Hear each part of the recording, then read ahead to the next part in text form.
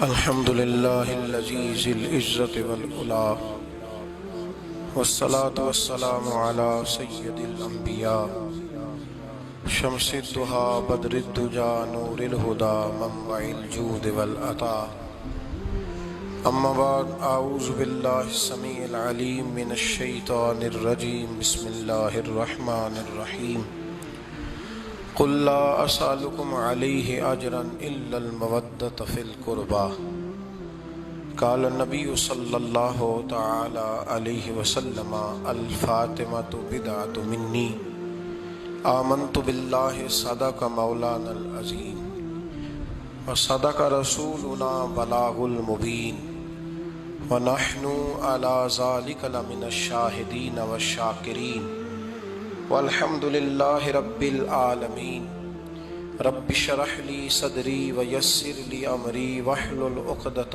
من لسانی یفقہوا قولی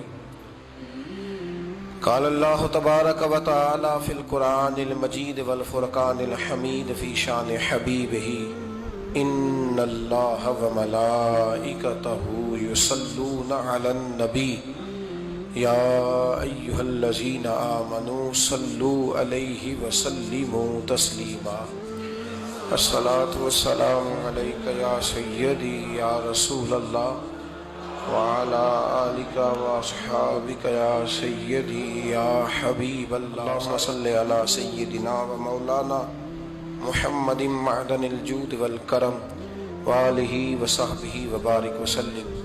حمد و صلاة کے بعد رمضان المبارک کا آج پہلا جمعۃ المبارک ہے۔ دعا فرمائیں اللہ کریم اس ماہ مقدس کو امت مسلمہ کے لیے باعث رحمت فرمائے اور پوری دنیا کے مسلمانوں پر اللہ اس رمضان کے صدقے خاص رحمت فرمائے۔ پاکستان کی سڑکوں پر جو آئے دن خون بہتا ہے تو رب کریم اس وطن عزیز کو امن کی، رحمت کی اور کرم کی ٹھنڈی چھاؤں نصیب فرمائے۔ رمضان المبارک کا پہلا جمعہ ہے اور 3 رمضان المبارک کو سیدہ کائنات، مخدوم کائنات، سیدۃ النساء اہل الجنہ حضرت جناب سیدہ فاطمہ زہرا رضی اللہ تعالی عنہا کا یوم وصال ہے، اور میرے نبی کریم علیہ الصلاۃ والسلام نے اپنی اس شہزادی سے بڑا پیار کیا۔ حضور نے اپنی اس بیٹی کی بڑی تربیت فرمائی ہے۔ نبی کریم علیہ السلام نے اس دور کے اندر کہ جب لوگ بیٹیاں دفن کر دیتے تھے، زندہ زمین میں گاڑ دیتے تھے، حضور نے بیٹی کی عزت کا، حرمت کا، حقوق کا نعرہ لگایا۔ تو پھر نعرہ صرف لوگوں کے لیے نہیں لگایا بلکہ نبی پاک نے لوگوں کو بیٹی سے پیار کر کے دکھایا۔ حضور نے کر کے دکھایا ہے کہ بیٹی سے پیار اس طرح ہوتا ہے۔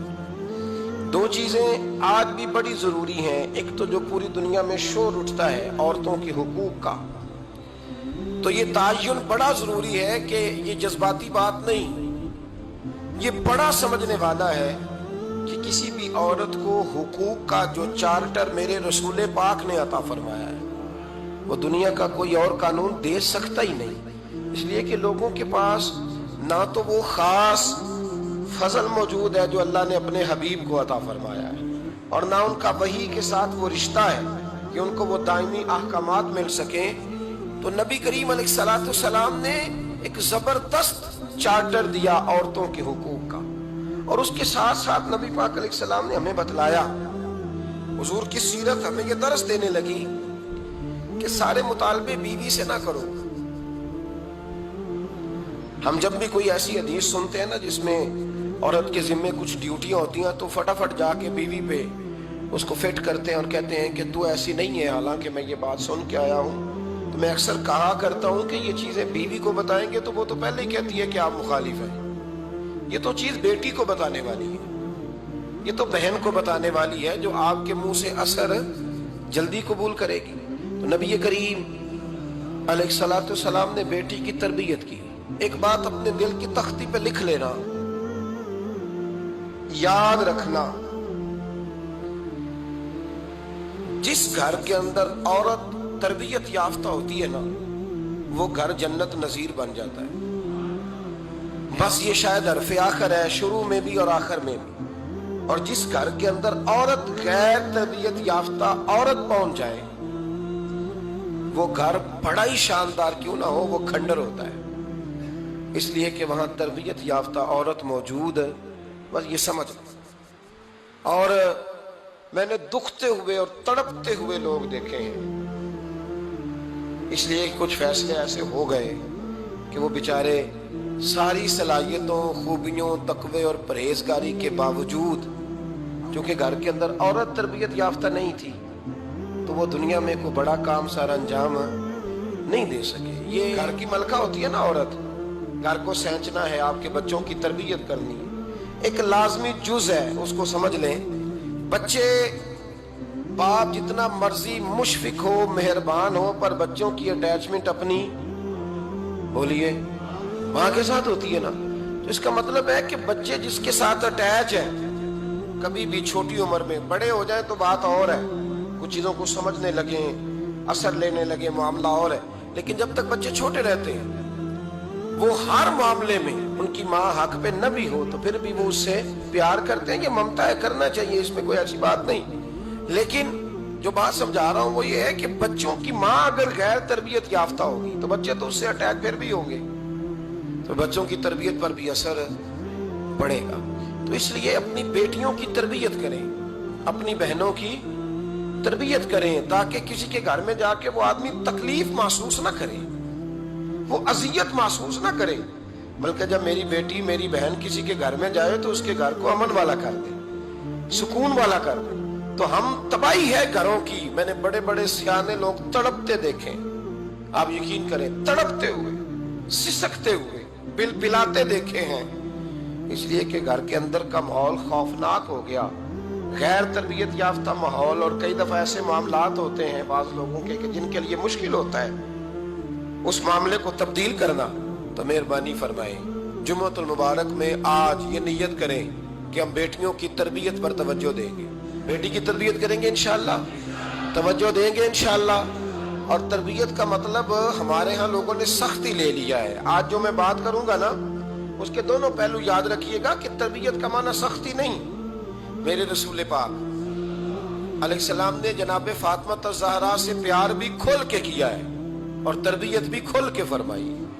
ہم سمجھتے ہیں کہ تربیت جس نے کرنی ہے وہ ڈنڈا پکڑے رہے، پھر ہنسے نہ، مسکرائے نہ، ہر وقت ڈنڈا استعمال کرے گا تو تربیت ہوگی۔ دونوں باتیں غلط ہیں، تربیت بھی کرنی ہے اور پیار بھی کرنا ہے۔ حضرت فاطمہ الزہرا حضور علیہ السلام کی 7 اولادیں ہوئیں، 3 بیٹے اور 4 بیٹیاں، اور چاروں بیٹیوں میں سب سے چھوٹی ہیں جناب فاطمہ۔ نبی پاک کی 4 بیٹیاں ہیں، 4 بیٹیاں حضور کی، چونکہ پہلی 3 بڑی تھیں، جلدی شادیاں ہو گئیں، اپنے گھروں کو چلی گئیں، جناب فاطمہ سب سے چھوٹی تھی، زیادہ وقت نبی پاک کے ساتھ رہیں، اور پھر شادی کے بعد بھی حضور کے بالکل قریب رہیں، اور پھر رسول پاک نے اپنی نسل کا چلنا بھی جناب فاطمہ سے بیان کیا کہ انہی سے میری اولاد چلے گی، اس لیے ان کا تذکرہ زیادہ ہے۔ یہ ظلم نہ کیا جائے کہ حضور کی شہزادی ایک تھی، نبی پاک کی 4 بیٹیاں ہیں، بڑی بیٹی، دوسری بیٹی، تیسری بیٹی، ان کے بھی ہمیں نام یاد ہونے چاہیے۔ حضور کی ایک شہزادی کا نام جناب زینب ہے، حضرت فاطمہ نے بھی پھر اپنی ایک بیٹی کا نام زینب رکھا بہن کے نام پر۔ حضرت نبی کریم علیہ السلام کی ایک صاحبزادی کا نام رقیہ ہے، حضرت فاطمہ نے بھی اپنی ایک بیٹی کا نام رقیہ رکھا اپنی بہن کے نام پر۔ حضرت فاطمہ کی ایک بہن کا نام ام کلثوم ہے، حضور کی ایک بیٹی کا نام ام کلثوم ہے، تو جناب فاطمہ نے بھی اپنی ایک بیٹی کا نام ام کلثوم رکھا۔ حضرت فاطمہ کی بھی 6 اولادیں با اختلاف روایات بیان کی گئی ہیں، 3 بیٹے تھے اور 3 بیٹیاں تھیں۔ 3 بیٹے تھے، امام حسن، امام حسین اور امام محسن۔ امام محسن کا جلدی انتقال ہو گیا چھوٹی عمر میں، اس لیے زیادہ تذکرہ نہیں۔ باقی 2 شہزادیاں بھی ذرا جلدی رخصت ہو گئیں، جناب زینب موجود رہیں، کربلا تک گئیں، اس لیے ان کا تذکرہ زیادہ کتابوں میں ملتا ہے۔ حضرت فاطمہ سب سے چھوٹی تھی، نبی پاک کے ساتھ وقت گزارا، قرآن مجید نے اس گھر کی محبت ہم پر فرض قرار دے دی۔ لا اسألکم علیہ اجرا الا المودۃ فی القربى، فرمایا महबूब इनसे कह दो कि मैं तबलीग पर तुमसे कोई अजर नहीं मांगता, हाँ मेरे अहले बैत से प्यार करते रहना, मेरे घर वालों से प्यार करते रहना। और हुजूर ने फरमाया अल फातिमा तो बिदातु मिन्नी, फरमाया फातिमा मेरे जिगर का टुकड़ा है, जिसने मेरी बेटी फातिमा से प्यार किया उसने मुझसे प्यार किया। और ये बुखारी मुस्लिम में मिशकात है, फरमाया जिसने मेरी बेटी से बुग़्ज़ रखा उसने मुझसे बुग़्ज़ रखा। कुल नमाजें पढ़े ना, बालिग होने से लेकर कुल नमाजें, बालिग होने से लेकर कुल नमाजें पढ़े। लो बड़ी बात करने लगा हूं, रमजान का पहला जुमा है। बालिग होने से लेकर कोई नमाज कज़ा न करे, और जब हर साल बालिग होने के बाद हज आए तो हज भी करे, हर साल रमजान आए तो रोजे भी रखे, हर साल ज़कात भी दे, गरीबों की मदद भी करे, मीठा भी बोले, खुलूस भी रखे, रवैये भी ठीक रखे, पर नबी पाक के अहले बैत से प्यार ना करे तो इन सारी नेकियों के बावजूद जब मरेगा तो बेईमान मरेगा, बेईमान मरेगा, बेईमान। और अगर अहले बैत नबुव्वत के ईमान पर मरेगा तो मिम माता अला हुब्बे आले मुहम्मदन माता शहीदा। हुजूर ने फरमाया, इमाम राजी ने हदीस लिखी है, फरमाया जो मेरे घर वालों से मोहब्बत करता हुआ मर गया वो सादी मौत नहीं मरा, अल्लाह ने उसे शहादत का दर्जा अता फरमाया। तो सबसे पहली बात यह कि हजरत फातिमा से, नबी पाक के अहले बैत से प्यार करना ये ईमान का हिस्सा है, ये जरूरी है। एक बात यह है कि इनसे मोहब्बत, और दूसरी बात यह कि किसी की मोहब्बत जो होती है ना, उसका माना यह नहीं कि आपको किसी से प्यार हो गया तो आप उसके दुश्मन तलाश करने शुरू कर दें, बल्कि जिससे मोहब्बत होती है तो मुहिब का दिल करता है कि मेरे महबूब से सारी दुनिया ही प्यार करे। अब अजीब फलसफा है ना लोगों का, अहले बैत से प्यार करते हैं तो सबसे पहले अहले बैत के दुश्मन तलाश करते हैं, और सबसे पहले अहले बैत के दुश्मनों पे गुफ्तगू करते हैं। तो मैं कहता हूं बड़े बेवकूफ हो, दुश्मन न तलाश करो, गुलाम तलाश करो, प्यारे तलाश करो इनके, ये गलत है तुम्हारा अंदाज़े फिक्र। तो जनाब फातिमा ज़हरा से हुजूर ने बड़ी मोहब्बत की। हजरत खदीजतुल कुबरा रदी अल्लाह ताला अन्हा फरमाती हैं कि बड़ा प्यार किया नबी पाक अलैहिस्सलाम ने हजरत फातिमा से, छोटी थी ना। उधर हजरत आयशा सिद्दीका कहती हैं कि नबी पाक ने बड़ी मोहब्बत फरमाई। मिशकात में हदीस है, किसी ने हजरत फातिमा ज़हरा हजरत आयशा सिद्दीका से पूछा, सच्चे बाप की सच्ची बेटी, सिद्दीक की बेटी सिद्दीका, किसी ने पूछा कि आयशा हुजूर अलैहिस्सलाम को सबसे ज्यादा मोहब्बत किससे थी? तो हजरत आयशा फरमाने लगी, पूछने वाली बात ही कोई नहीं, हुजूर सबसे ज्यादा सैयदा फातिमा से प्यार करते थे। तो कहा फिर ये बताएं कि मर्दों में हुजूर को सबसे ज्यादा प्यार किससे था? फरमाया ये भी पूछने वाली कोई बात नहीं, फातिमा के शौहर मौला अली से। ये हजरत आयशा सिद्दीका बयान करती हैं, उनके शौहर से। अब लोग ना तराजू लेके बैठे रहते हैं और तोलते रहते हैं। पीर सैयद फैजुल हसन शाह साहब आलो मुहारवी रहमतुल्लाह, उनके पास भी एक बंदा चला गया तो उसने कहा जी बताएं हजरत आयशा अफजल है कि हजरत फातिमा? तो आप फरमाने लगे तुझे ये सवाल ही नहीं करना चाहिए था, इसलिए कि तेरे और मेरे पास कोई तराजू मौजूद है। उसने कहा जी नहीं आप बताएं, बताना पड़ेगा। आप फरमाने लगे नहीं बताता, कहने लगा नहीं बताएं। फरमाने लगे चल मैं एक बात बता देता हूँ, फैसला घर जाके कर लेना। उसने कहा बताएं। आप फरमाने लगे कि आयशा बेटी है अबू बकर सिद्दीक की और फातिमा बेटी है नबी पाक की। तो फरमाने लगे कि अबू बकर की जो बेटी है ना वो नबी पाक की बेटी से अफजल नहीं हो सकती। और फिर फरमाने लगे कि फातिमा ज़ौजा है मौला अली की और आयशा ज़ौजा है मुस्तफ़ा करीम की। तो फरमाने लगे जो अली की बीवी है वो नबी की बीवी से अफजल नहीं हो सकती। तो वो कहने लगा जी नतीजा क्या है? फरमाया घर जाके निकाल लेना, नतीजा तू घर जाके निकाल, यहाँ तराजू पकड़ के ना बैठ। हाँ जो हजरत आयशा ने कहा उस पर गौर कर। हजरत आयशा खुद गवाही देती है सबसे ज्यादा हुजूर हजरत फातिमा से प्यार करते हैं। छोटी उम्र थी तो जनाब खदीजा, जरा अंदाज देखिएगा बेटी की मोहब्बत का। हजरत खदीजा फरमाती हैं हुजूर जब घर आते ना तो दरवाजे पे खड़े होके ऊंची आवाज में फरमाते अस्सलामु अलैकुम। कहते हुजूर ना सलाम लेते, मैं जवाब देती अपने घर हुजूर आए हैं, पर नबी पाक दरवाजे पे ही खड़े हैं। फरमाती है खड़े रहते हुजूर, मैं फिर थोड़ा हंसती और फिर मैं कहती फातिमा सुनती हो? अम्मा जी सुनती हूँ। फरमाया तुम्हारे अब्बा आ गए हैं दरवाजे पे। तो फरमाती हैं जनाब फातिमा वहां से दौड़ के आती, اور رسول کریم کا دروازہ کھولتی، پھر نبی پاک کو انگلی سے پکڑ کے اندر لاتی، فرماتی جب تک وہ جاتی نہیں اللہ کے رسول دروازے پہ کھڑے رہتے، وہ انگلی پکڑ کے لاتی، پھر رسول کریم انہیں گود میں بٹھا لیتے، فرماتے وہ چھوٹی چھوٹی باتیں پوچھتی اور حضور ان کے بڑے بڑے جواب دیتے۔ وہ چھوٹی چھوٹی باتیں، بچپن کی ایک بات لکھی ہے ہمارے محدثین نے، ایک دن چھوٹی عمر میں، بالکل چھوٹی عمر میں حضرت فاطمہ نے پوچھا یا رسول اللہ میں اپنے رب کو کب دیکھوں گی؟ اللہ اکبر، عمر چھوٹی اور بات بڑی کر دی، میں کب دیکھوں گی؟ تو حضور نے فرمایا فاطمہ بڑی جلدی، رب کریم تمہیں جنت میں لے جائے گا اور ساری جنتی عورتوں کی سردار بنائے گا، اور پھر میرا رب تجھے اپنا دیدار بھی کرائے گا۔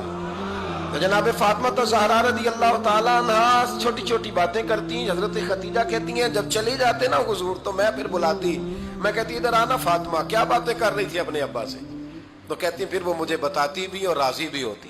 یہ سلسلہ آخر تک چلا، یہ حضرت فاطمہ سے راز کی باتیں کرنا حضور کا آخر تک چلا۔ بخاری مسلم میں حدیث، وہاں راوی حضرت خدیجہ ہے، یہاں راوی حضرت عائشہ صدیقہ ہے۔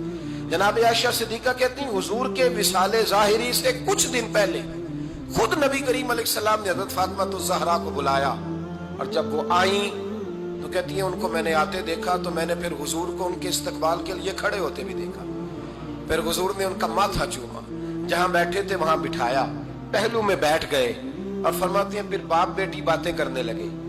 میں کوئی چیز بنا رہی تھی تو جناب عائشہ کہتی ہے میں نے دیکھا کہ حضور نے ان کے کان میں کوئی بات کہی تو جناب فاطمہ رونے لگ گئی، پھر حضور نے کان میں کچھ کہا تو وہ مسکرانے لگی۔ کہتی ہیں حضور وہ بات کر کے تشریف لے گئے، فاطمہ ابھی بیٹھی تھی، میں آئی، میں نے آ کے کہا کہ فاطمہ بتاؤ نبی کریم علیہ الصلوۃ والسلام نے آپ سے کیا کہا؟ کبھی ہنستی تھی کبھی روتی تھی، تو فرمایا حضور نے منع کیا ہے، یہ میرا اور میرے نبی کا راز ہے، میں حضور کی حیات ظاہرہ میں یہ بات کسی کو بتا نہیں سکتی۔ فرماتی ہیں کہ فاطمہ سے تو میں نے پوچھ لیا پر حضور سے پوچھنے کی تو جرت ہی نہیں تھی نا، لیکن وہ راز کی بات تھی۔ کچھ دن گزرے تو حضور بیمار ہو گئے، پھر کچھ دن گزرے تو حضور کا وصال ہو گیا۔ فرماتے ہیں کچھ عرصے کے بعد میں سیدہ فاطمہ الزہرا سے ملی تو میں نے کہا فاطمہ وہ بھید کھول تو دے، آج تو کھول دے وہ راز کیا تھا۔ آپ کو بلایا گیا، پھر آپ آئیں، پھر حضور نے بات کی، پھر نبی کریم علیہ السلام کے بات کرنے پر کبھی آپ روئیں کبھی آپ ہنسی، تو یہ کیا تھا؟ تو کہتی ہیں جناب فاطمہ پھر رونے لگی، کہنے لگی ہاں اماں جی اب میں پردہ کھول دیتی ہوں، اب میں راز بتا دیتی ہوں۔ حضور کا وصال ظاہری ہو گیا، فرمانے لگی مجھے حضور نے بلایا اور میرے کان میں فرمانے لگے فاطمہ وقت تھوڑا رہ گیا ہے، اب تیرے والد نے جانے کا پروگرام بنا لیا ہے، اب نہ ٹائم آ گیا ہے بچھڑنے کا۔ فرماتی ہیں جب میں نے یہ بات سنی تو میں رو پڑی، حضور آپ بچھڑ جائیں گے؟ کہتی ہے میں روئی۔ ذرا حدیث کے جملوں پہ غور کرنا، ماتی تھوڑی دیر گزری تو حضور نے میرے کان میں کہا فاطمہ پتر رو نہ، بیٹے رو نہ، میرے جانے کے بعد جو سب سے پہلے میرے پیچھے آ کے مجھے ملے گی نا بیٹی وہ تو ہی ہوگی۔ اللہ کرے میں سمجھا سکوں آپ کو بات، جب کہا نا کہ میں وصال کروں گا تو رو پڑی، اور جب کہا نا میرے بعد تیرا بھی جلدی وصال ہو جائے گا تو حضرت فاطمہ نے ہنسنا شروع کر دیا۔ کیا پیار ہے میرے محبوب علیہ الصلوۃ والسلام کے ساتھ جناب فاطمہ کا۔ ان کے وصال کی خبر سنی تو رو پڑی، اور اپنے کی سنی تو ہنس پڑی۔ اور پھر حضور نے کہا فاطمہ تجھے یہ بھی پتا ہے نا کہ اللہ تجھے جنتی عورتوں کا سردار بنائے گا، یہ بھی تجھے پتا ہے۔ تو جناب فاطمہ الزہرا کے ساتھ شروع سے لے کر آخر تک میرے رسول کریم علیہ السلام کی محبت رہی، پیار رہا۔ اور جناب فاطمہ کا جو حضور سے پیار تھا، ایک ہے باپ کا شفقت کرنا اور ایک ہے بیٹی کا پھر اپنے باپ سے، بولیے یہ بیٹیاں جو ہوتی ہیں نا ان کا بھی رویہ کو انوکھا ہوتا ہے ساری دنیا سے، انوکھا۔ میں کبھی کبھی کچھ ایسی باتیں کرنے کو دل کر جاتا ہے کہ جو کر گزرتے ہیں۔ ایک صاحب مجھ سے ایک دن کہنے لگا حضرت صاحب بڑی مشکل میں اور اتنا کٹھن وقت آ گیا کہ کوئی حال ہی نہیں۔ میں نے ان سے کہا کہ اپنی اماں سے دعا کراؤ، مسئلہ ٹھیک ہو جائے گا۔ میں نے لگا اماں تو انتقال کر گئی، تو میں نے کہا بہن سے دعا کراؤ۔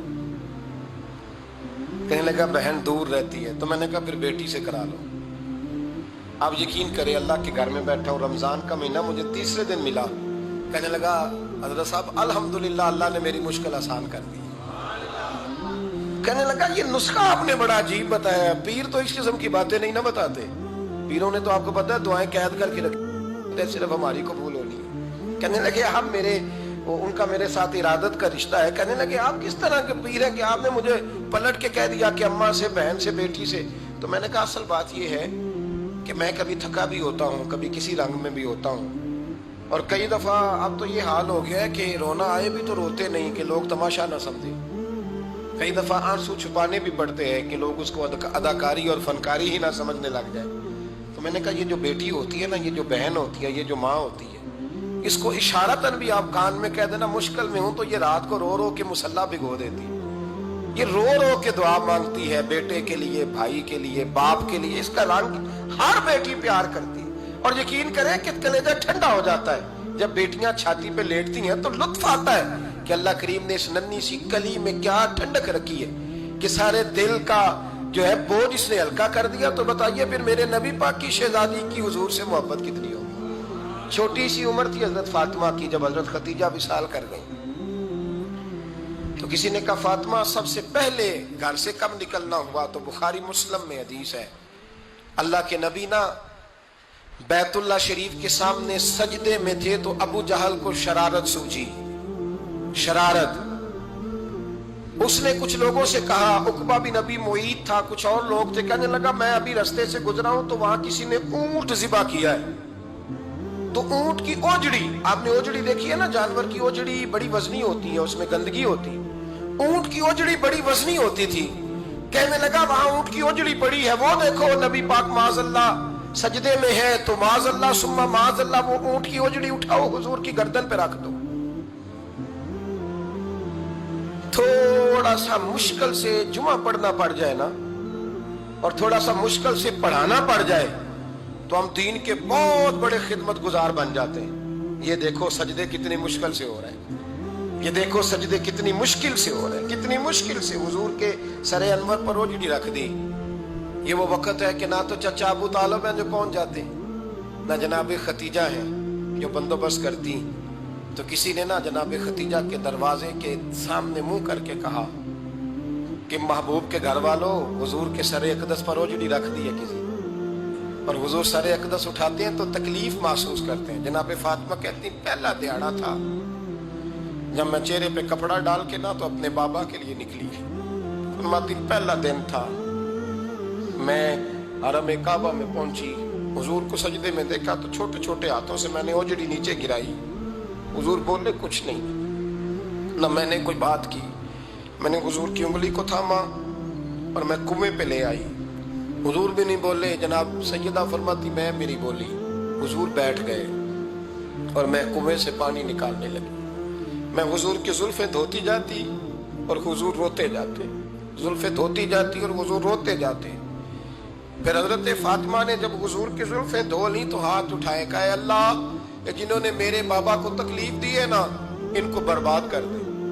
میں رات روایت پڑھ رہا تھا مشکات سے تو میں حیران ہو رہا تھا کہ یہ عجیب منظر ہے, یہ عجیب منظر ہے کہ جب طائف والے پتھر مارے اور نبی کریم علیہ السلام سے حضرت زید بن حارثہ کہ حضور دعا کریں یہ تباہ ہو جائے, تو نبی پاک کہ نہیں زید میں نے نہیں ان کے لیے تباہی کی دعا کر دی, یہ نہیں ٹھیک ہوتے تو ہو سکتا ہے ان کی نسلیں ہی ٹھیک ہو جائے. اور جب احد میں وہ لوگ پتھر مار کے دانت شہید کر دیں, حضرت ابوبکر صدیق جیسی ٹھنڈی طبیعت کا آدمی عرض کرے حضور دعا کریں یہ تباہ ہو جائے, تو حضور نے فرمایا اللہم اہد قومی فإنہم لا یعلمون, یا اللہ میری قوم کو ہدایت دے, یہ جانتے نہیں یہ کیا کر رہے ہیں. حضور نے کبھی بھی کسی کے لیے دعائے ضرر نہ فرمائی. لیکن آج یہ عجیب منظر ہے, شاید یہ واحد وہ وقت ہے کہ جناب فاطمہ الزہرا نے جب کہا نا کہ اے اللہ انہیں برباد کر دے جنہوں نے آج میرے والد کو تکلیف دی ہے. حضرت فاطمہ کی دعا سن کے تو حضور نے بھی ہاتھ اٹھائے, کہا اے اللہ جیسے میری بیٹی کہتی ہے نا ویسے ہی کر دے, اللہ کر دے انہیں برباد. فاطمہ جیسے کہتی ہے ویسے, اللہ کرے آپ کو سمجھ آئے میری بات کہ وہاں جہاں شدید تکلیف دی گئی وہاں حضور نے کسی کے لیے ایسی دعا, اور یہاں فرمایا اللہ جیسے فاطمہ کہتی ہے ویسے. اللہ اکبر. حضرت عبداللہ ابن مسعود کہتے ہیں کہ وہ دعا بھی میں نے سنی اور پھر میں نے उन सब लोगों को जिनके लिए जनाब सैयदा ने दुआ की थी, उन सब को फिर मैंने बदर में कटते हुए भी देखा। मैंने उनकी लाशों पर घोड़े चलते हुए भी देखे। फिर मैंने देखा कि सहाबा उन्हें घसीट कर कुओं में डाल रहे थे। मैं गौर से देख रहा था और उनके चेहरे पहचान रहा था। तो मुझसे किसी ने कहा, अब्दुल्ला तुम क्या गौर कर रहे हो? तो मैंने कहा, मैं गौर कर रहा हूं, ये वही है सारे जिनके लिए सैयदा फातिमा ने दुआ की थी कि ये बर्बाद हो जाए, ये वही है। मेरे रसूल करीम अलैहिस्सलाम की हर तकलीफ को जनाब फातिमा ने अपनी तकलीफ समझा। हर तकलीफ को, जब इंसान के दाएं बाएं कुछ लोग होते हैं ना, उसके दुख भी समझने वाले, सुख समझने वाले लोगों की तादाद लंबी चौड़ी होती है। हमारे जमाने में हमारे हर आदमी के साथ जाती मुतालबात है, जाती। तो जब तक वो मेरा मुतालबा पूरा करता रहता है, मेरा उससे प्यार रहता है, और जब वो मेरी ख्वाहिशात पूरी करनी छोड़ देता है, फिर मेरा उससे कोई रिश्ता नहीं रहता। मेरे अजीज हजरत फातिमा ज़हरा का कमाल ये है कि उन्होंने मेरे महबूब का दुखों में साथ दिया। हुजूर की तकलीफ पर वो तकलीफ में आती, परेशान होती। यहां से बात चली, 4-5 साल उम्र मुबारक थी। हजरत फातिमा की कुल उम्र 29 साल हुई है। 15 साल या कुछ ज्यादा आपकी उम्र थी जब हुजूर ने ब्याह कर दिया था। हम लोग समझते हैं कि शायद अब आप 30 साल के बच्चे को खड़ा करके कहें कि दीन की कोई बात कर, कोई तकलीफ बर्दाश्त कर, तो कहते हो मैं तो अभी बच्चा हूं। यानी 29 साल की उम्र हुई उनकी। चले जिसने ज्यादा लिखी है उसने 32-33 लिख दी होगी, 40 तक कोई बंदा नहीं गया। लेकिन मैं जिस रवायत पर ज्यादा एतमाद करता हूं, उन रावियों ने 29 साल उम्र हजरत फातिमा की, और ढेर सारे मुहद्दिसीन ने लिखी। यारो हैरानगी की बात है ना, इस 29 साल की उम्र में उन्होंने हुजूर का भी खोल के साथ दिया, मौला अली का घर भी पूरा आबाद किया, अपने शहजादों की तरबियत करके मैदाने करबला भी सारा सजा दिया, दुनिया का इनकलाब बर्पा कर दिया। 29 साल की उम्र में काम करना हो तो साल थोड़े भी बड़े होते, और ना करना हो तो फिर तो 80 साल के बच्चे भी मैंने देखे। बुजुर्ग मुझसे नाराज ना हो जाए, अल्लाह मुझे बेअदबी से बचाए, मैं सही कह रहा हूं। मैंने 80-80 साल के बच्चे भी।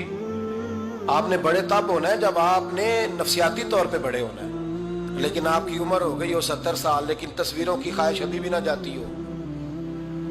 अभी भी प्रोग्राम बनता हो कि कोई बंदा मिल जाए तो बिरयानी खाने जाए लाहौर, अभी भी आप उससे निकले ना हो उस कैफियत से, शौक शौक अभी वही हो। इसका मतलब ये है कि कद बड़ा हुआ, उम्र बड़ी हुई, लेकिन ज़हनी और नफसियाती तौर पर वो पुख्तगी नहीं आई जिसकी जरूरत थी। हमें ज़हनी तौर पर पुख्ता होना चाहिए। मेरी बात पर तवज्जो करेंगे आप हज़रात और गौर करेंगे। नबी करीम अलैहिस्सलाम की तकलीफों में उन्होंने साथ दिया। एक तो ये ओजड़ी उतारी, तो फिर ये वक्त बीतता गया। एक हदीस के रावी मौला अली शेर खुदा है, इमाम साहब भी ने लिखी है। नबी पाक ने ना दीन के लिए बड़ी मुशक्कत की, जद्दोजहद की। हज़रत फातिमा छोटी उम्र से देखती आ रही थी हुजूर को काम करते। हुजूर की आदत मुबारक थी, जब सफर पे तशरीफ ले जाते थे तो सबसे आखिर में सैयदा फातिमा के घर जाते, वापिस आते तो सबसे पहले सैयदा फातिमा के घर जाते। मौला अली कहते हैं, एक दिन मैंने अजीब नजारा देखा। नबी करीम अलैहिस्सलाम सफर से वापस आने वाले थे। मैंने हजरत फातिमा को इत्तला दी कि हुजूर आज पहुंच जाएंगे, तो उन्होंने घर सारा साफ किया, सजाया, सवारा, खाना पकाया। लेकिन फरमाती जैसे ही हुजूर अंदर दाखिल हुए ना घर के, जनाब फातिमा ने हुजूर का चेहरा देखा तो हाथ पकड़ के चूमने लगी, और कहते जब उन्होंने सर उठाया तो उनका चेहरा सारा आंसुओं से भरा हुआ था। रसूल करीम ने बेटी के सर पे हाथ रखा, बिठा लिया। फरमाया फातिमा बेटे रोने वाली तो बात कोई नहीं थी, क्यों रो पड़ी हो? तो अर्ज करने लगी, महबूबा मैं बचपन से देख रही हूँ, मेहनत करते, जद्दोजहद करते, मुशक्कत करते, या रसूलल्लाह आज आप आएंगे तो आपके चेहरे पर थकावट के आसार हैं, हुजूर वजूद थका हुआ है। या रसूलल्लाह मैंने सारी जिंदगी आपको काम करते देखा है, मदीने वाले हबीब मुझे बता तो सही काम कब तक करना है? को वक्त आएगा जब आपकी कमर भी बिस्तर से लगे, को टाइम आएगा आप घर में बैठे मन पसंद गिजाएं खाएं, हुजूर कब तक ये जद्दोजहद करनी है, कब तक ये काम होगा? जनाब फातिमा फरमाती हुजूर ने मेरे आंसू पूछे। मौला कायनात शेर खुदा फरमाते नबी करीम अलैहिस्सलाम फरमाने लगे, फातिमा तेरे बाप की ड्यूटियां बड़ी ज्यादा है, जब तक दुनिया के आखिरी कोने तक दीन नहीं पहुंच जाता اور جب تک اینٹیں اور پتھر بھی میرے دین کا پیغام سن نہیں لیتے اتنی دیر تک تیرا باپ جدوجہد کرتا ہی رہے گا۔ یہ بڑا مشکل کام ہے، یہ دین کا سفر، یہ دین کی جدوجہد، یہ دین کی تھکاوٹ۔ آپ اپنی مرضی نہیں کر پاتے، لوگ اپنی مرضی کے ساتھ جی نہیں پاتے جو اس رستے کے مسافر ہوتے ہیں، وہ دین کی پراپرٹی ہوتے ہیں، انہیں دین کے مطابق چلنا پڑتا ہے۔ تو جناب فاطمہ نے وہ سارے رنگ دیکھے رسول کریم علیہ السلام کی حیات مبارکہ کے، پھر یہ ساری کیفیت جب دیکھی نا کہ حضور اتنی محنت کرتے ہیں، تو پھر جناب فاطمہ کو میرے نبی کی امت سے پیار بڑا ہو گیا صلی اللہ ہو۔ سمجھیے گا اس بات کو، امت مسلمہ سے حضرت فاطمہ کو بڑا۔ امام حسن کہتے ہیں میری اماں سارے کام کرتی تھی گھر کے، اب تو شہزادے ہیں نا ہمارے بچے، کام اور بچی، یعنی بچی میکے سے واپس آتی ہے تو سب سے بڑا دکھڑا یہ سناتی ہے کہ وہ کام بڑا کراتے ہیں۔ یہی ہے نا دکھڑا؟ ہاں نہ تو کریں، سب سے بڑا دکھڑا کیا ہے؟ پتہ نہیں کیا کراتے ہوں گے، ہال نہیں چلوا لیتے کہیں، یا کچھ چکی نہیں پسوا لیتے، پتہ نہیں کون سا ایسا کام ہے۔ اور آپ ناراض نہ ہو جانا، میں بھی بیٹی کا باپ ہوں، میں بھی بہنوں کا بھائی ہوں، میں بھی اس بات کو سمجھتا ہوں، لیکن ایک بات ذہن میں رکھنا کہ یہ بات نہیں ہے کوئی کرنے والی کہ سارے بچی کے ماں باپ جمع ہو کے پہنچ جاتے ہیں ہماری بچی جی کام بڑے کرتی ہے۔ مثلاً کیا کرتی ہے؟ کیا کرتی ہے وہ؟ آؤ میں بتاؤں میرے مصطفیٰ کی بیٹی کیا کرتی تھی۔ میں نے سینکڑوں دفعہ یہ بات کی اور میرا دل کرتا ہے روزانہ کروں، پھر کرتا ہوں۔ دنیا میں کوئی اتنا غریب ہے جس کی بیٹی اتنا کام کرے کہ ہاتھوں پہ چھالے پڑ جائیں؟ ہے کوئی اتنا غریب تو اٹھ کے بتائے کہ میری بیٹی سسرال میں اتنا کام کرتی ہے کہ چھالے پڑ جاتے ہیں؟ میں دکھاتا ہوں، میرے رسول کی شہزادی کو چھالے پڑ جاتے۔ کچا مکان، جناب فاطمہ جناب فضا آپ کی لونڈی تھی، ان سے مٹی منگاتی اور گھر میں لیپا پوتی کرتی، پھر جھاڑو دیتی۔ امام حسن اور حسین کے درمیان پورے سال کا فرق نہیں، 11 مہینے کا فرق، دونوں بچوں کو سنبھالتی۔ جناب علی کی والدہ حضرت فاطمہ بنت اسد بوڑھی تھی، جناب فاطمہ وہ کھول کے نوکری کرتی کہ حضرت فاطمہ بول پڑتی، حضرت فاطمہ بنت اسد بول پڑتی، کہتی بیٹے فاطمہ میرا اتنا نہ خیال رکھا کر، تیرے اپنے بھی بچے ہیں۔ جناب فاطمہ فرماتی آپ صرف علی کی ماں تو نہیں نا، آپ میری بھی تو ماں ہے نا۔ یہاں بیبیاں فلسفہ بیان کرتی ہیں، وہ کہتی ہیں جی کس حدیث میں آیا ہے ساس سسر کی خدمت فرض ہے؟ میں نے کہا کسی میں بھی نہیں آیا۔ ہم کیا کہہ رہے ہیں؟ کسی میں بھی نہیں آیا، لیکن یہ تو آیا ہے نا کہ شوہر راضی ہو تو اللہ راضی رہتا ہے۔ تو اگر شوہر ماں باپ کی خدمت سے راضی ہوتا ہے تو کرو خدمت، اس کو تو راضی کرنا ہے نا، اس پر تو توجہ دو۔ حضرت فاطمہ پھر چکی پیستی، چکی یہ آسان جملہ نہیں، کہہ جاتے ہیں ہم، سن لیتے ہیں آپ۔ چکی پیس کر، جو پیس کر اس کا آٹا بنانا، پھر بچوں کے لیے کھانا پکانا۔ پھر ایک دن کہنے لگے علی آپ کی آمدن تھوڑی ہے، خرچے زیادہ، چرخہ نہیں لا دیتے؟ فاطمہ کیا کرو گی؟ فرمایا تھوڑا سا سود بنا لیا کروں گی، تم بیچ آیا کرنا، چلو میں تھوڑا ہاتھ بٹاؤں گی۔ یہ ساری ڈیوٹیاں کر کے حضرت حسن فرماتے ہیں پھر عزت والے رسول کی عزت والی بیٹی، پھر شانوں والے نبی کی شانوں والی بیٹی، پھر پاک محبوب کی پاک شہزادی، ساری ڈیوٹیاں کر کے رات کو مولا علی سے کہتی اگر آپ اجازت دیں تو اللہ کو راضی نہ کر لوں؟ حضرت علی فرماتے فاطمہ جیسے دل کرے۔ تو امام حسن کہتے ہیں پھر میری ماں مصلی بچھا لیتی، مصلی، اور پھر ساری رات وہ نماز پڑھتی، ساری رات، اور فرماتے ہیں جب سویرے ہاتھ اٹھاتی تو پہلی دعا یہ کرتی اے اللہ میرے رسول کی امت پہ رحم فرما، اے اللہ میرے رسول کی امت پہ رحم فرما۔ تو کہتے ہیں زمانے بیت گئے یہ دعا سنتے، ایک دن میں قریب گیا تو میں نے کہا امی حضور کوئی دعا میرے لیے بھی کر دیں، کوئی حسین کے لیے بھی کر دیں، کوئی زینب کے لیے بھی کر دیں۔ ساری دعائیں امت مصطفیٰ امت مصطفیٰ امت مصطفیٰ۔ کتنا بڑا جملہ ہے، کتنا بڑا، شیخ محقق نے لکھا ہے کتنا بڑا۔ جناب فاطمہ فرمانے لگی تیرے لیے بھی کرتی ہوں، حسین کے لیے بھی کرتی ہوں، زینب کے لیے بھی کرتی ہوں، سب کے لیے کرتی ہوں، پر بیٹا یاد رکھنا فاطمہ کی دعاؤں پر پہلا حق میرے رسول کی امت کا ہے۔ فاطمہ کی اصل میں بات بہت خوشی کی سنا دی میں نے آپ، لیکن آپ وہیں سست کے سست رہ گئے۔ یہ کسی عام آدمی کی دعا نہیں، پیر صاحب کی، درویش صاحب کی رٹی رٹائی دعا نہیں، یہ سیدہ فاطمہ کی دعا ہے۔ آپ کو اتنا بڑا خزانہ مل رہا ہے اور آپ سمجھے ہی نہیں بات کو۔ حضرت فاطمہ فرمانے لگی میری دعاؤں پر سب سے زیادہ حق میرے رسول کی امت کا ہے، تو میں یہ حق ہمیشہ ادا کرتی رہوں گی، میں انہیں دعائیں ہمیشہ دیتی رہوں گی۔ حضرت فاطمہ بڑا پیار کرتی ہیں۔ امام حسن کہتے ہیں کہ ایک پورا دن گزر گیا، کھانے کو کچھ نہ ملا، اگلی شام آ گئی تو چند روٹیاں کھانے میں ملی، جون لائے حضرت علی، جناب فاطمہ نے پیس کے روٹی پکائی، فرماتی ہیں سب کو کھانا کھلا دیا تو اپنی روٹی آپ نے رکھ لی۔ جب آپ کھانا کھانے لگی، کھانے پر ہاتھ ہی رکھا تھا کہ دروازے پر کسی نے صدا دی، تو کہتے ہیں بولنے والے کے لفظ بڑے عجیب تھے، جس نے صدا دی نا اس کے لفظ بڑے عجیب تھے، کہنے لگے اور رسول اللہ کی بیٹی، میں 2 دن سے فاقے میں ہوں، تو مجھے پتا ہے اس گھر سے روٹی ضرور ملے گی۔ جناب فاطمہ نے نہ کھانا اٹھایا، امام حسن کو کہنے لگی بیٹے دے آ۔ جناب حسن کہتے ہیں مجھے بڑی تکلیف ہوئی، ہم سب کھانا کھا چکے تھے، مولا علی بھی کھا چکے تھے، صرف میری اماں نے نہیں کھایا تھا۔ ماں اور بیٹے کا پیار، اور پھر حسن حسین اور سیدہ کا پیار۔ فرماتے میں نے کہا اماں جی آدھی دے دیتے ہیں، آدھی آپ کھا لیں، پورا دن گزر گیا آپ فاقے سے ہیں۔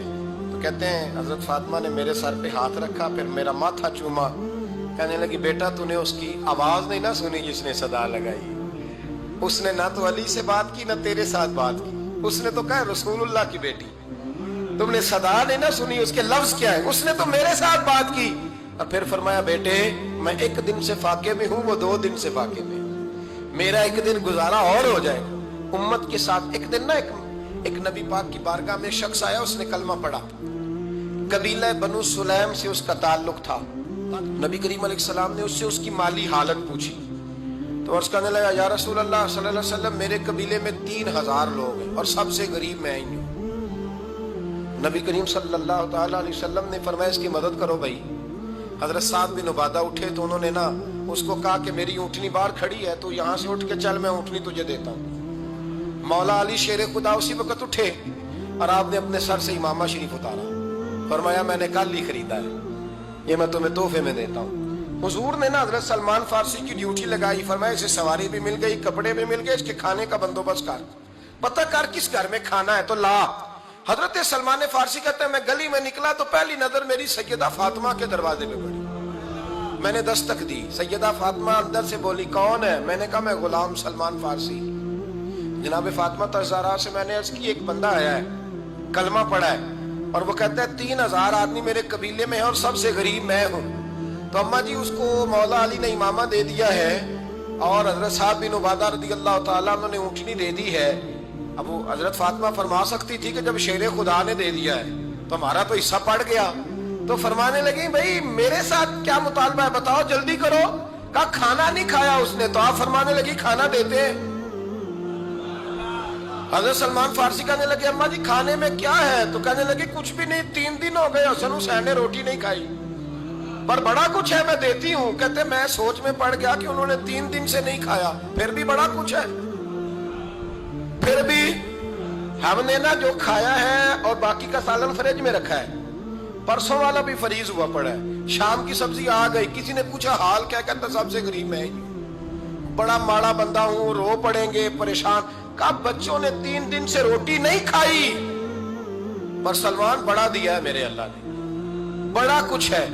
تو کہا اماں جی پھر کرنا کیا ہے؟ فرمایا تو ٹھہر نا میں بتاتی ہوں۔ کمبل پڑا تھا، بسترا سمجھ لیں، موٹا اوڑھنے کا، کھدر کا، حضرت فاطمہ جلدی سے لائیں، فرمانے لگے یہ پکڑو اور دیر نہ کرنا، یہ ہماری گلی کے کونے پہ نا 2-4 گھر چھوڑ کے تو ایک یہودی ہے اس کا نام شمعون ہے، وہ اس طرح کی چیزیں گروی رکھ کے یا خرید کے نا تو پیسے بھی دے دیتا ہے، جوں بھی دے دیتا ہے، گندم بھی دے دیتا ہے، سرکہ اور کھجوریں بھی، اسے دے آ اور وہ جو سامان دینا وہ میرے پاس لا اور لا کے مجھے دے تاکہ میں جلدی سے اس آدمی کے لیے بندوبست کروں۔ پتہ نہیں بیچارہ کتنے دنوں کا بھوکا ہے، پتہ نہیں بیچارہ کتنے، اپنے بچوں نے 3 دن سے روٹی نہیں کھائی، لا نہ ذرا۔ حضرت سلمان فارسی کہتے ہیں میں نے تھوڑا توقف کیا کہ میں آپ کا بستر لے جاؤں، یہ کمبل لے جاؤں، تو فرمانے لگی حکم ہے میرا، وہ جانا پڑے گا۔ جناب سلمان فارسی کہتے ہیں میں شمعون یہودی کے پاس گیا، میں نے کہا یہ کمبل لو، چاہے تو نقد پیسے دے دو، سامان خرید لیتے ہیں، اور چاہے تو اناج، جوں، سرکہ، کھجوریں جو تمہارے پاس ہے دے دو۔ وہ کہنے لگا یہ کس کا ہے؟ بڑا شاندار ہے، بڑا خوشبو والا ہے۔ تو کہا یہ مولا علی کے گھر سے آیا ہے، پاک بی بی نے دیا ہے کہ اس کو گروی رکھ لو اور مہمان کے لیے کچھ دے دو. کہا مہمان کون سا؟ کہنے لگے حضور کے پاس آ کے ایک شخص نے کلمہ پڑھا ہے اور وہ مسلمان ہوا ہے اور وہ غریب ہے, اس کو روٹی دینی ہے. تو وہ شمون یہودی کہنے لگا میں بھی تورات پڑھا کرتا تھا, تو آج ہی سویرے میں نے پڑھا ہے, آج ہی سویرے پڑھا ہے, ابھی پڑھا ہے. میں بڑی دیر سے حضور آئے تھے پر میری آنکھوں پہ پردہ ہی رہ گیا. مقدر سکندر کا دیکھو کہ پیاسے چلے جا رہے ہیں کنارے کنارے, میں پیاسا ہی مرنے لگا تھا, آج ہی میں نے پڑھا ہے کہ جو آخری امت آئے گی نا, اس امت میں جو رسول اللہ صلی اللہ علیہ وسلم کے قریبی ہوں گے, ان کا کمال یہ ہوگا کہ وہ اپنا پیٹ پر پتھر باندھ کے دوسروں کی مدد کیا کریں گے. یہ میں نے آج ہی پڑھا ہے اور ابھی تو نے مجھے اس کا نظارہ کرا دیا ہے.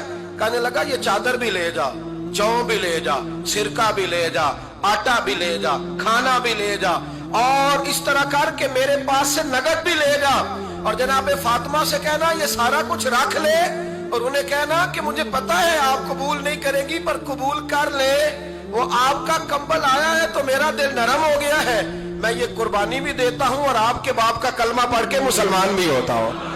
حضرت فضا کہتی ہیں, حضرت فضا. بہت ساری باتیں ایسی ہیں جو میں چونکہ پہلے بھی کچھ باتیں کر چکا ہوں تو وہ باتیں میں بیان کر چکا. آج کچھ ایسی باتیں بیان کر رہا ہوں جو پہلے اس عنوان پر میں بیان نہیں کر سکا, ان باتوں کو لے کے آ رہا ہوں. حضرت فضا لونڈی تھی جناب فاطمہ کی, کنیز تھی, خادمت, اور بڑا پیار کرتی تھی وہ حضرت فاطمہ سے, اور جناب فاطمہ بڑی شفقت کرتی تھی ان کے ساتھ. جناب فضا کہتی ہیں ہمارے ساتھ ہی نا 2-4 گھر چھوڑ کے ایک یہودی مسلمان ہوا تو اس کے رشتہ داروں نے رشتے توڑ دیے, ناطے توڑ دیے, سارا خاندان مسلمان ہو گیا, لوگوں نے ملنا گلنا چھوڑ دیا. فرماتے ہیں کہ اس کی بیوی فوت ہو گئی. تو میں نے حضرت فاطمہ کو خبر دی تو پہلی خبر سنتے ہی خاتون جنت فرمانے لگی اس سے تو اس کے رشتہ داروں نے ناتا ہی توڑ دیا ہے. فضا جب پتا کر کے آپ کوئی غسل دینے والا ہے, اسے پتا کر کوئی کفن دینے والا ہے, کہتے میں واپس آئی. میں نے کہا اما جی کوئی بھی نہیں, اس کا شوہر تو پریشان بیٹھا. کہنے لگی لا چادر پھر تو اور میں چلتی ہیں.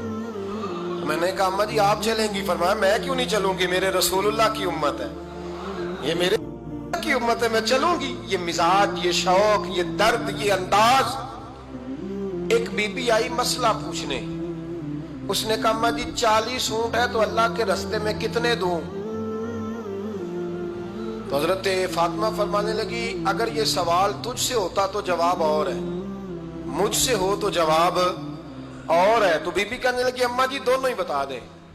تو اما فرمانے لگی اگر 40 اونٹ تیرے پاس ہو تو نے اس میں سے ایک دینا ہے, اور اگر 40 فاطمہ کے ہو تو فاطمہ نے سارے ہی اللہ کے رستے میں دینے ہیں. تیرے لیے حکم اور ہے اور میرے لیے بات اور ہے. تیرے پاس ہو تو 40 میں سے ایک دے دے, اور میرے پاس ہو تو میں 40 کے. اور ایک بات اگر نہ کروں تو موضوع مکمل نہیں ہوتا. میرے نبی کریم علیہ السلام نے ایک دن صحابہ سے پوچھا بتاؤ بہترین عورت کون سی ہوتی ہے؟ کون ہوتی ہے؟ آکسفورڈ کی پڑھی ہوئی جی, پنجاب یونیورسٹی جس نے ایم فل کا مقالہ لکھا ہو, پی ایچ ڈی ہو جس نے پی ایچ ڈی کی ہو نمل یونیورسٹی سے, ایک کراچی یونیورسٹی کی ڈگری ہولڈر ہو, کہ باہر سے ایم بی بی ایس کر کے آئی ہو. کون افضل ہوتی ہے کہ یا جو اچھی گفتگو کرے, نماز پڑھے, عبادت کرے, وہ افضل؟ کوئی تو ایسی وجہ ہوگی نا. صحابہ سے حضور نے سوال پوچھا تو صحابہ نے بھی مختلف جوابات دیے. کسی نے کہا حضور پنجگانہ نماز پڑھنے والی, فرمایا بات تمہاری ٹھیک ہے پر تو میری مراد کو نہیں پہنچی. ایک نے کہا یا رسول اللہ صلی اللہ علیہ وسلم پردہ کرنے والی, فرمایا بات تمہاری ٹھیک ہے پر تم میری مراد کو نہیں پہنچے. ایک نے کہا حضور باپ پردہ عورت, فرمایا بات تمہاری ٹھیک ہے پر تم میری مراد کو. حضرت علی کہتے ہیں بیٹھا میں بھی تھا بیچ, لیکن میں بھی مراد کو سمجھ نہیں پا رہا تھا, حالانکہ شہر علم کے دروازے کا نام مولا علی ہے. فرماتے ہیں اس وقت اللہ کی حکمت تھی کہ جواب کوئی اور دے. تو حضرت علی کہتے ہیں قد بھی میرا چھوٹا تھا, بیٹھا بھی میں پیچھے تھا, تو تھوڑی گردن اور جھکا کے نا تو میں نکل گیا اور فاطمہ کے حجرے میں پہنچ گیا. تو میں نے کہا فاطمہ حضور نے ایک سوال پوچھا ہے تو صحابہ جواب دے رہے ہیں پر حضور کہتے ہیں تم میری مراد کو نہیں پہنچے, ذرا جلدی سے جواب نہیں دیتی. تو خاتون جنت داس پڑی, فرمانے لگی میں جواب دوں؟ آپ کو بھی کہا ہاں دے جواب کا. کیا؟ فرمانے لگے بتاؤ سب سے بہترین عورت دنیا کی کون سی, سب سے بہترین؟ تو جناب فاطمہ کہنے لگی سادہ سا جواب تھا, آپ لوگوں کو آیا کیوں نہیں؟ کہا چلو بتاؤ. جناب فاطمہ فرمانے لگی دنیا کی سب سے بہترین بیوی وہ ہے جس کو نہ کبھی غیر محرم نے دیکھا ہو اور اگلے لفظوں پہ غور کرنا، نہ کبھی غیر محرم نے اسے دیکھا ہو اور نہ اس بی بی نے کبھی کو غیر محرم دیکھا ہو۔ یہ کوئی پردہ نہیں کہ بی بی کہتی ہے جناب میں تو چہرہ ڈھانپ کے نکلی تھی، باقی میں دکاندار سب سے بات چیت کر آئی، سب کے چہرے دیکھ آئی۔ حضرت فاطمہ نے بتایا کہ تیری آنکھوں کا بھی پردہ ہے، اور وہ روایت وہاں الگ موجود ہے کہ حضور نے حضرت عائشہ صدیقہ ام سلمہ سے کہا کہ عبداللہ ابن مکتوم نابینا ہے تو پردہ کرو۔ تو یہ نابینا اس سے پہلے، سیرت نگاروں نے لکھا ہے کہ ایک دن یہ اس سے پہلے حضرت فاطمہ کے گھر چلے گئے حضور کے ساتھ، تو نبی کریم علیہ السلام نے جب ان کو لے کے حضور داخل ہوئے تو جناب فاطمہ نے آنکھیں جھکا لی، پردہ کر لیا۔ تو حضور نے فرمایا بیٹی وہ تو نابینا ہے، تو عرض کرنے لگی حضور مجھے تو نظر آ رہا ہے نا۔ یعنی حضور نے جو ازواج کو کہا وہ بات کی، جناب فاطمہ کا جو انداز ہے وہ نرالا ہے۔ تو حضرت علی کہتے ہیں جناب فاطمہ نے جواب دیا کہ بہترین عورت وہ جسے نہ کبھی غیر محرم دیکھا ہو اور نہ غیر محرم نے کبھی، وہ بی بی نے بھی کبھی غیر محرم بندہ نہ دیکھا ہو، دیکھا ہی نہ ہو اس نے۔ یہ پوائنٹ ذرا مشکل ہے سمجھنے والا ہے۔ تو حضرت علی کہتے ہیں میں وہاں سے گردن جھکائی اور بیچ آ کے بیٹھ گیا، بات ابھی جاری تھی۔ حضور نے فرمایا آتا ہے کسی کو جواب؟ تو کہتے ہیں میں نے ہاتھ کھڑا کیا، میں نے کو حضور آتا ہے، تو حضور مسکرا پڑے، فرمایا چل بتا۔ میں نے عرض کی حضور بہترین عورت وہ ہے کہ نہ کبھی اسے غیر محرم نے دیکھا ہو نہ اس نے کبھی غیر محرم دیکھا ہو۔ تو حضرت علی کہتے ہیں شاباش مجھے ملنی چاہیے تھی نا۔ حضور مسکرا پڑے، کہنے لگے میں نے تو پہلے ہی کہا ہے فاطمہ تو بدا تو منی، فاطمہ میرے جگر کا ٹکڑا ہے، میں نے تو بڑا پہلے کہہ دیا ہے۔ تو کہتے ہیں صحابہ میری طرف دیکھنے لگے کہ یہ تو تعریف فاطمہ کی ہونے لگ گئی ہے۔ تو میں نے کہا کیا کریں، اس محبوب کو بتایا ہے جس کے لیے اللہ نے کوئی پردہ رکھا ہی نہیں، سارے پردے کھول دیے۔ حضرت فاطمہ کے وصال کا وقت آیا، انتقال کا، تو حضرت اسماء بنت امیس کو بلایا اور بلا کے فرمانے لگی تو مجھے غسل دینا اور سوائے میرے شوہر مولا علی کے کسی اور سے مدد بھی نہ لینا۔ اور فرمانے لگی میں نے حبشہ کے بارے میں سنا ہے کہ وہاں جب بیویوں کا جنازہ اٹھتا تھا تو وہ لوگ چارپائی کے اوپر یوں کر کے اس طرح کر کے لکڑیاں لگاتے تھے، نیچے باندھ لیتے تھے اور لکڑی میں لچک ہو تو اوپر جا کے پھر اس کو باندھ دیتے تھے تو پردہ بن جاتا تھا۔ فرمایا میں نے علی کو بتا دیا ہے، تمہیں بھی بتا رہی ہوں، جنازہ میرا رات کو اٹھانا اور لکڑیاں لگا کے نا تو اوپر پردہ کر لینا، میرے وجود پر پڑی ہوئی چادر پر بھی کسی کی نظر نہیں پڑنی چاہیے۔ رات کو جنازہ اٹھانا اور رات کو مجھے دفن کر دینا۔ مدینہ منورہ میں حضور کے وصال ظاہری کے 6 ماہ بعد جناب فاطمہ الزہرا کا جنازہ اٹھا، تو مسجد نبوی شریف سے ایک شخص اپنی داڑھی آنسوؤں سے بھگوتا ہوا نکلا۔ تو حضرت ابوبکر صدیق نے کھڑا کر کے پوچھا کیوں نبی پاک کے چچا عباس روتے کیوں ہو؟ حضرت عباس کہنے لگے پہلے حضور گئے تھے، اب نبی پاک کی تصویر بھی چلی گئی۔ کہ کیا ہوا؟ کہ جناب فاطمہ کا وصال ہوا، پھر سے ایک دفعہ مدینے میں رات آئی، پھر سے شام ہوئی، پھر سے جنازہ اٹھا۔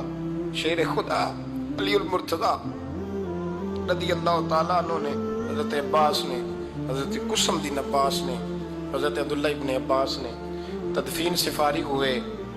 ایک روایت ہے کہ حضرت عباس نے جنازہ پڑھایا اور ایک مستند روایت ہے کہ حضرت ابوبکر صدیق نے جنازہ پڑھایا، اور جب جنازہ پڑھا کر کے باہر نکلے تو حضرت علی شیر خدا کی آنکھوں میں آنسو تھے۔ اتنے کالی روتے کیوں ہو؟ فرمانے لگے صرف فاطمہ نہیں گئی، مصطفیٰ کریم کی امت کے لیے دعائیں کرنے والا ایک بڑا ہاتھ رخصت ہوا ہے، ایک بڑا ہاتھ۔ جناب فاطمہ الزہرا نے 29 سال کی عمر مبارک گزاری۔ میں نے پہلے بھی ایک دفعہ یہ موضوع بیان کیا تھا تو میں نے بات کر دی تھی، کیونکہ میں نے نہیں کی، وہ بات کسی اور کی ہے، کرنی بڑی ضروری ہے۔ علامہ اقبال کہنے لگے، اسرار بے خودی میں لکھنے لگے کہ فاطمہ جو تو نے کیا ہے وہ کوئی نہیں کر سکتا۔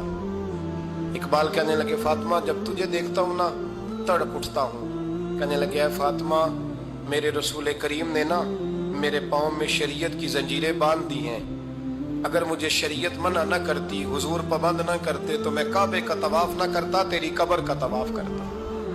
فاطمہ تو نے 29 سال میں وہ انقلاب برپا کیا، امت پر وہ رحمت کی۔